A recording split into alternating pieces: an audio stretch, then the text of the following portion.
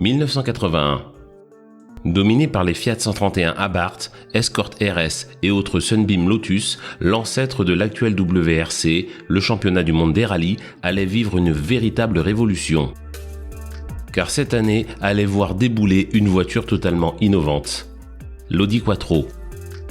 Passé à la postérité pour sa transmission éponyme permettant aux 4 roues d'être entraînées, on oublie souvent que son autre atout, et non des moindres, était son moteur. Si les techniques d'injection et d'allumage électronique ainsi que la suralimentation étaient courantes sur les machines de course de l'époque, Formule 1 en tête, c'est bien l'architecture de cette motorisation qui déclencha alors une véritable hystérie. Dotées de 5 cylindres disposés en ligne, cubant un peu plus de 2 litres de cylindrée, les versions les plus sauvages approchèrent la valeur faramineuse de 600 chevaux en course. Quoique disposant de nombreux aficionados, peu d'automobiles de série furent toutefois équipés de ce type de moteur. Et ce constat est d'autant plus étonnant qu'il possède un éventail de qualités rarement égalé par d'autres types d'architecture. Avant de lister celle-ci, il est utile de faire quelques rappels sur le moteur conventionnel à combustion interne.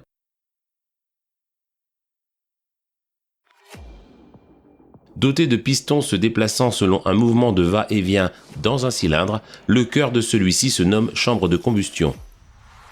Le fonctionnement se déroulant sur un cycle à 4 temps est également connu sous la dénomination cycle de Baud-de-Rochat.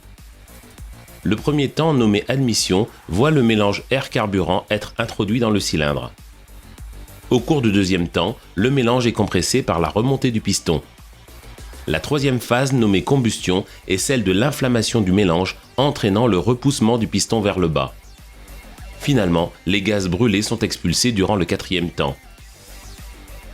Le mouvement linéaire alternatif du piston créé par les différents cycles de combustion dans le cylindre est transformé en mouvement rotatif par l'intermédiaire d'un système comprenant une bielle en liaison pivot d'un côté au piston et de l'autre au maneton d'une pièce semblable dans son fonctionnement à une manivelle, le vilebrequin. Le contrôle du flux des gaz à l'intérieur du cylindre se fait grâce à l'ouverture et à la fermeture des soupapes. Pour rappel, il existe 2 types de soupapes dans un moteur à combustion interne. Les soupapes d'admission dont le rôle est de permettre à l'air de pénétrer à l'intérieur de la chambre de combustion et les soupapes d'échappement qui permettent au gaz brûlé d'être évacué. L'ouverture des soupapes est opérée par une came solidaire d'un arbre en rotation appelée arbre à came. La fermeture de la soupape est généralement dévolue à un ressort. L'ensemble des mécanismes permettant de synchroniser la rotation des arbres à came par rapport à la rotation du vilebrequin est appelé la distribution. Le moteur est majoritairement composé de 2 parties distinctes.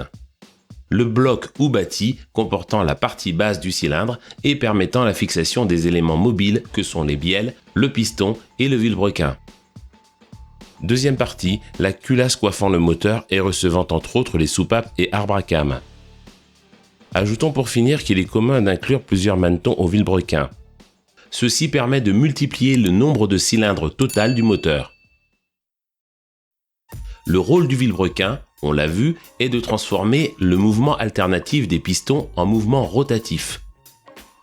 Le couple transmis en sortie de vilebrequin est donc proportionnel au niveau d'énergie libéré lors des combustions successives. Comme on peut s'y attendre, la pression à l'intérieur du cylindre varie fortement durant chacune des 4 phases. En miroir, le couple ainsi que la vitesse de rotation en sortie de vilebrequin subissent donc également des variations périodiques. Ces variations de couple sont à l'origine de phénomènes vibratoires appelés acyclismes. Les conséquences néfastes de ces acyclismes sont les suivantes. Des vibrations transmises au véhicule et ressenties par les occupants. Des bruits de résonance dans l'habitacle. Des bruits émis par les pignons libres à l'intérieur des boîtes de vitesse de type mécanique.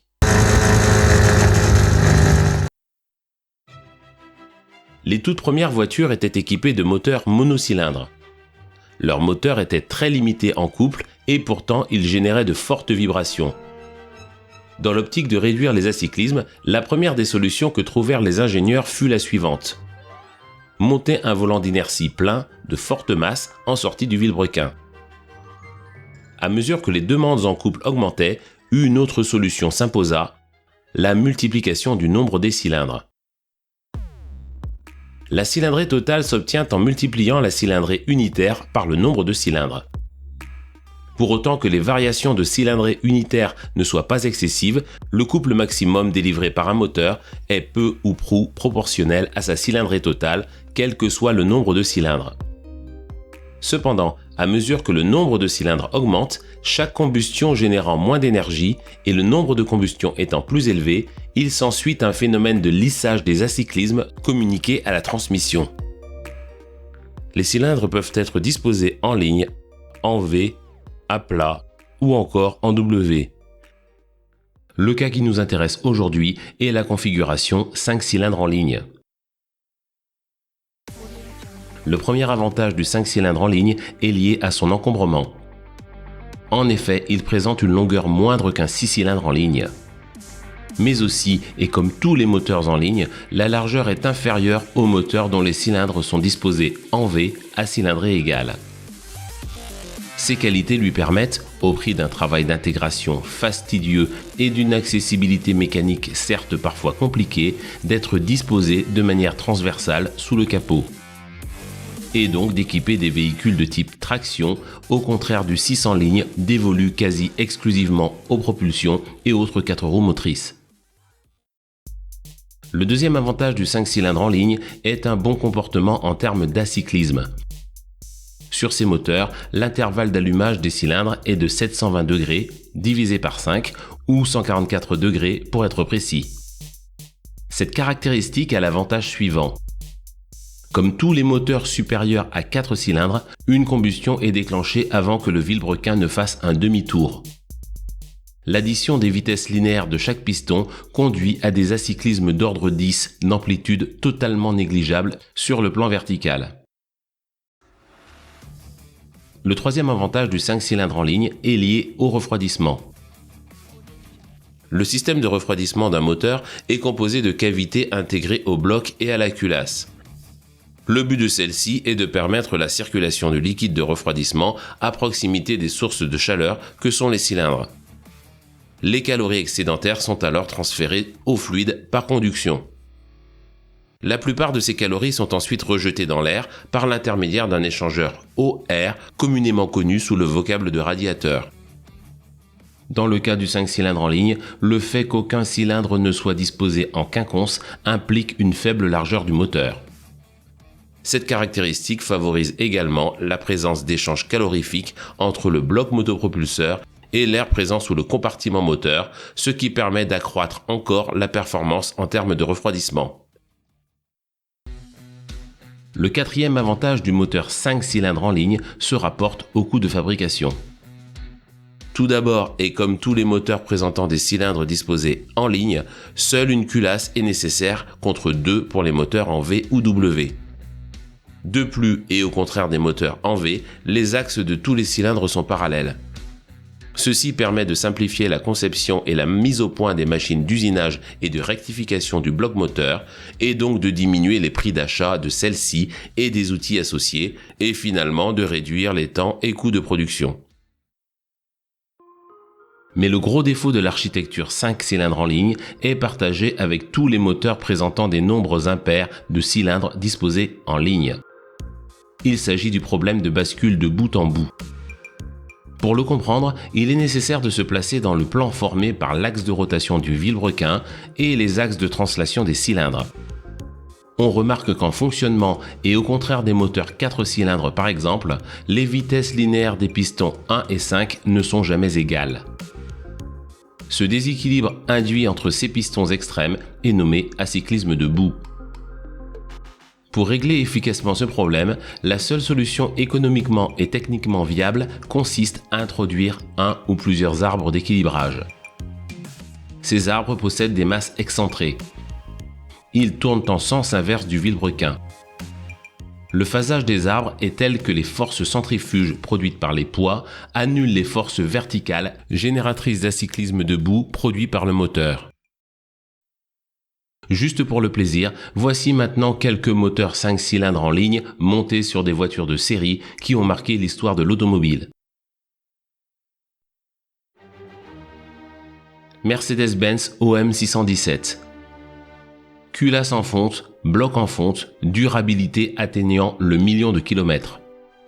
Le 5 cylindres diesel Mercedes-Benz de référence OM 617 est l'un des moteurs les plus emblématiques de toute l'histoire de l'automobile.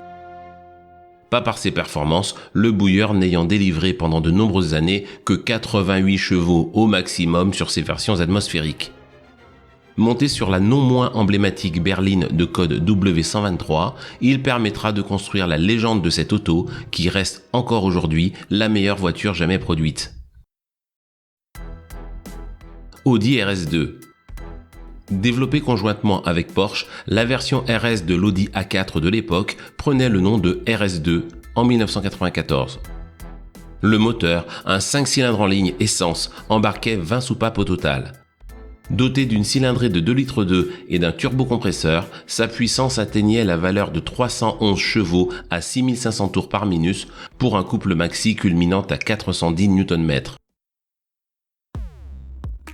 Volvo 850 T5R. Alors connu principalement pour ses gentils tanks quasi indestructibles, Volvo décidait au milieu des années 1990 d'encanailler l'un d'entre eux, la 850. Le cœur de cette transformation sera un moteur 5 cylindres de 2,3 litres de cylindrée et gavé par un turbocompresseur. Délivrant de 250 à 265 chevaux selon les versions, il permettait au lourd break de bénéficier de performances comparables aux allemandes les plus huppées de l'époque. Fiat Coupé 2 litres turbo 20 soupapes. Apparu 3 ans plus tôt, le coupé Fiat se verra équipé à partir du millésime 1997 de moteurs essence 5 cylindres en ligne. Deux versions étaient disponibles. La plus emblématique restera sans aucun doute celle dotée d'un turbocompresseur Garrett.